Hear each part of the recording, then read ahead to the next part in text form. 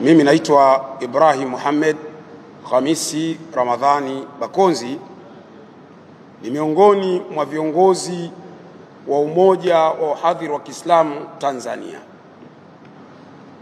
Maksudio ya kuzungumza kwetu sio kulitapanya taifa. Maksudio ya kuzungumza kwetu sio kuchochea magomvi, bali maksudio ya kuzungumza kwetu ni kuonesha uhalisia wa mambo ulivyo. Ili ndio lengo la maksudio ya mazungumzo yetu, lakini pia kutoa fikra nini tunahisi kikifanyika tunaweza kurudi katika hali salama. Hayo ndio maksudio ya kuzungumza kwetu. Mengi wenzangu wamezungumza, lakini katika mijadala mingi iliyokuwa ikiendelea kabla hata ya kufikia tarehe ya uchaguzi, ilikuwa ni viongozi wa dini, hususani dini mbili, kuonesha kwamba jamii yao wanaigawa kwa utaratibu upi. Kwa mfano, kuna viongozi wa dini wengine walikuwa wakijielekeza kwa Mungu atujalie tuwe na amani katika taifa letu. Wakawa wanatokea wengine wao wanasema hapana, haiwezekani amani bila haki. Sasa kuna swala moja la kuelewa. Mimi naamini kama haiwezekani amani bila haki, basi na hakika mpaka hivi ninavyozungumza, toka miaka mingi ya nyuma Tanzania kusingekuwa na hiyo inayoitwa kwamba ni kisiwa cha amani. Isingekuwepo. Kwa nini nasema isingekuwepo? Maana yake haki kwenye jamii ya Watanzania, kuna jamii imepewa haki zaidi na kuna jamii imenyimwa haki zaidi. Kwa tafsiri hiyo, maana yake kama haki ndio ingekuwa msingi wa amani, basi Tanzania isingeitwa kisiwa cha amani, isingeitwa. Kwa nini nasema hivi? Katika nchi yetu ya Tanzania, kabla sijaja kwenye kuhitimisha nini tunashauri, katika nchi yetu ya Tanzania kuna mkataba au Memorandum of Understanding, MOU, ambayo hii imeandaliwa kati ya kanisa, maaskofu wa kanisa na serikali ya Jamhuri ya Muungano wa Tanzania. Mkataba huu unahusika kwenye bajeti ya elimu na bajeti ya afya. Kila mwaka unaposikia bajeti inasomwa ya elimu, kuna mabilioni ya fedha wanapewa maaskofu kupitia hiyo bajeti. Ukisikia bajeti ya afya inasomwa, kuna mabilioni ya fedha yanatolewa wanapewa baraza la maaskofu. Hii maana yake nini? Hii ina maana kwamba kodi yangu mimi Muislamu inayochukuliwa ya wafanyabiashara wa Kiislamu inayochukuliwa, fedha ile kuna kundi moja limejitenga kuisubiri na kuichukua. Na hoja inayotumika ni nini? Inatumika hoja kwamba kanisa Katoliki linatoa huduma ya afya, kanisa Katoliki linatoa huduma ya elimu, kwa sababu hiyo lina haki ya kupata fedha kutoka serikalini. Sasa twende kwenye hali ya kawaida. Shule gani ya kanisa Katoliki ambayo ukienda wewe kumpeleka mtoto wako unalipa ada sawa na serikali? Shule gani? Nitajieni shule moja tu. Shule zote za makanisa Katoliki ada yao haina tofauti na shule za private. Kwa nini pesa ya Watanzania wote wapewe watu ambao ni kikundi kwa wajanja fulani kamekaa kanachukua hiyo pesa, alafu wanakuambia haki? Kama ni haki inatakiwa izungumzwe kwa mapana. Hauwezi kuzungumzia haki kwenye jambo unalolipenda wewe tu. Kama ni haki ianze kwenye maeneo hayo. Haumwezi kuwa nyie ni kundi mnadhulumu wengine, mnajinufaisha nyie, alafu mnazungumzia haki. Haki ya namna gani? Hiyo ni haki imejengwa kwenye misingi ipi?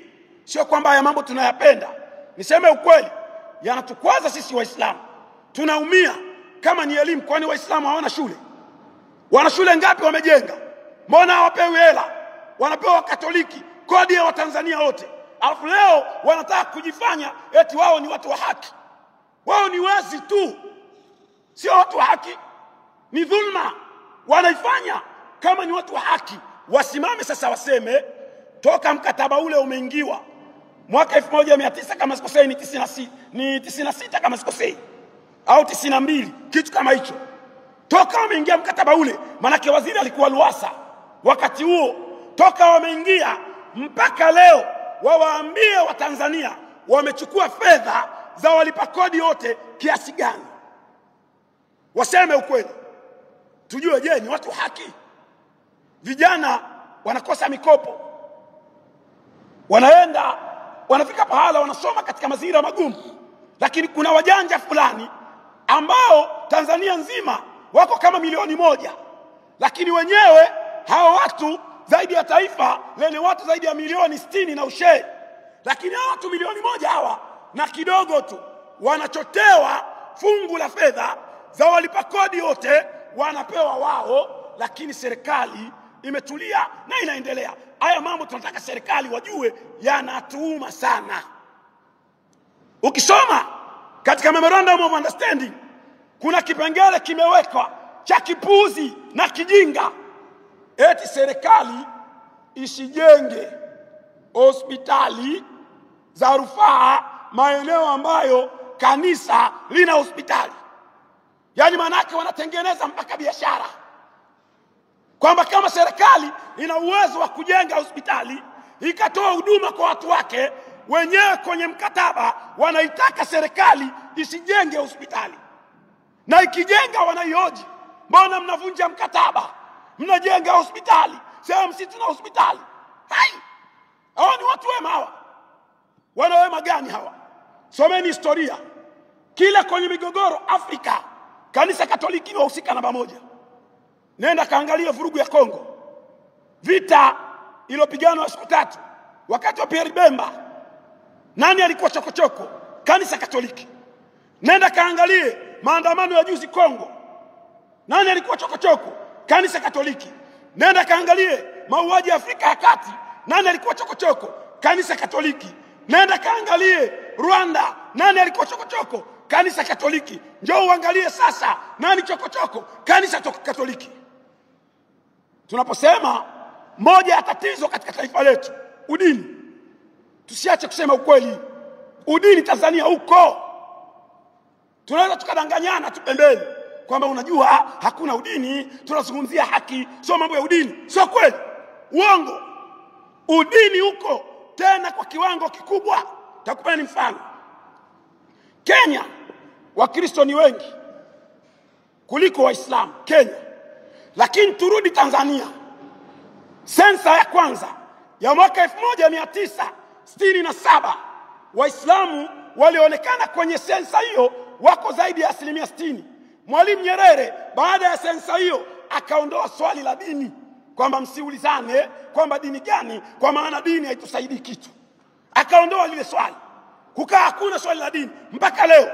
Tafsiri kama tunachukua sensa ya kwanza iliyokuwa na swali la dini, inaonesha Waislamu walikuwa wengi kwa zaidi ya 60% enzi hizo. Sasa tujiulize katika maswali ya kawaida, kama South Africa Waislamu ni wachache, Uganda Waislamu ni wachache, Kenya Waislamu ni wachache, kote hizi nchi nimestaja kuna mahakama ya kadhi. Njoo Tanzania, kwa nini serikali ilipotaka kuwapa mahakama ya kadhi mwaka 2005 walipoweka kwenye ilani yao ya uchaguzi kwamba watawapa Waislamu mahakama ya kadhi, wakamtuma Bernard Membe alipokuwa waziri wa mambo ya nje aende akafanye tafiti, aangalie je mahakama ya kadhi ina madhara gani. Membe akaja bungeni akasema mahakama ya kadhi haina madhara yoyote.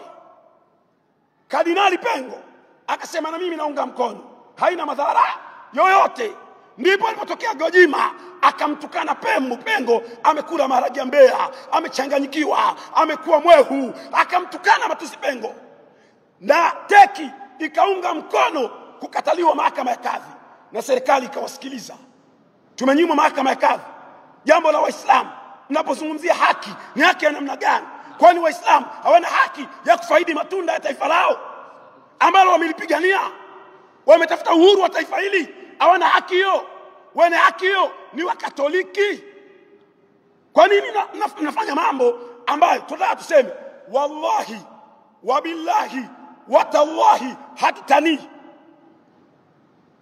Kuanzia kesho tunaanza taarifa rasmi kwa wahadhiri wote 3500 kila msikiti wapite Tanzania nzima kuanza kujipanga na kukabiliana na hao wanaoitwa wataandamana. Mtakuta tumekatana vichwa huko barabarani, wala hatuwatanii. Wallahi tunakuapieni, kwa sababu tunaona hii nchi sasa inakwenda kuchezewa. Najua wengine mtakata shauri yenu, lakini huu ndio uhalisia, na wala hatupepesi macho. Tunawaeleza ili wajue, na ni bora muache kwa sababu bora wajue. Narudia tena, kama mnataka kwenda, kwanza mimi sina hela. Mimi sina hela, sina magari, sina nini. Nyie huko Makatoliki ndio mna mashule, mmejenga nchi nzima, mmeeneza nyie vyuo vikuu. Sasa mwageni mboga afu muone. Nataka niwaambie ukweli, kanisa Katoliki, na wala tusemi uongo, najua kanisa Katoliki ndio limemondoa Mbowe. Kwani hatujui mpango si umepangwa hapa Msimbazi Center? Sio wamekaa hapa wakamondoa Mbowe kwa mikakati na mipango, kwa sababu yeye ni KKT. Wakatengeneza mkakati wakamuingiza Lissu kwa mipango yao na mikakati yao. Nani ajui? Tunajua. Alafu kanisa Katoliki wana swali moja ambalo mpaka leo hawajajibu. Dr. Slaa alipokuwa katibu wa teki alitueleza kwamba, angalieni clip mtasiona, alisema yeye aliziwia silaha zilizokuwa zinataka kuingizwa katika kupitia kanisa Katoliki. Swali mpaka leo Wakatoliki hawajajibu. Hizo silaha alizoziwia Dr. Slaa alipokuwa akiwa katibu wa teki zilikuwa zinapitishwa na nani? Na ndani ya kanisa huyo mtu alikuwa anataka kupitisha alikuwa anashirikiana na nani? Na hizo silaha zilikuwa zinakwenda wapi? Waje wajibu hilo swali kama wao ni watu haki.